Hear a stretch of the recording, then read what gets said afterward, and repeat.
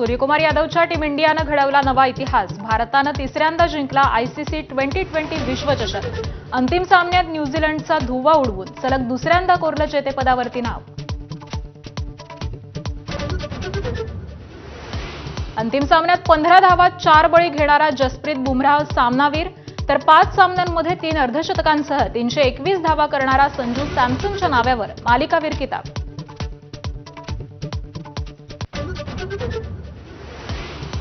Team इंडियाच्या विजयानंतर देशभरामध्ये जल्लोषाचं वातावरण। ढोल ताशे वाजवत फटाक्यांची आतषबाजी करत क्रिकेट प्रेमींचं सेलिब्रेशन, तर राष्ट्रपती, पंतप्रधान आणि गृहमंत्र्यांकडून संघाचं अभिनंदन।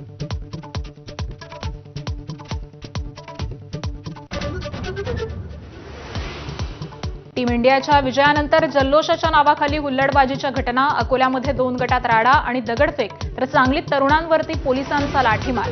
नाशिक, सोलापूर, अमरावतीतही हुल्लडबाजी।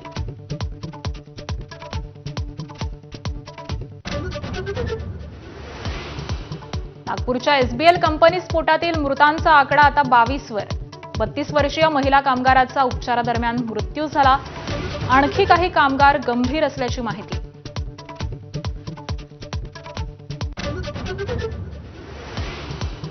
किल्ले रायगडाच्या पायथ्याशी साजरा होणार मनसेचा 20वा वर्धापन दिन। राज ठाकरे मनसैनिकांसह शिवरायांना अभिवादन करणार।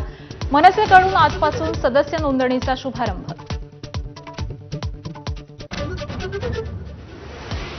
संसदेच्या अर्थसंकल्पीय अधिवेशनाचा दुसरा टप्पा आजपासून। लोकसभा अध्यक्ष ओम बिर्ला यांच्या विरोधातील अविश्वास ठरावावरती चर्चा होण्याची शक्यता।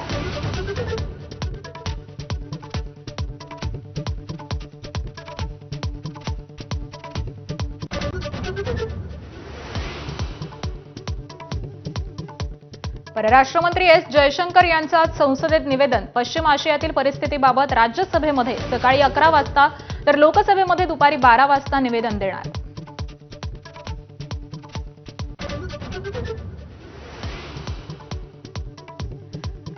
अयातुल्ला खामेनींचे पुत्र मोस्तफा खामेनी यांची इराणचे सर्वोच्च नेते म्हणून निवड। समर्थकांचे जल्लोष, तर अमेरिकेच्या मान्यतेशिवाय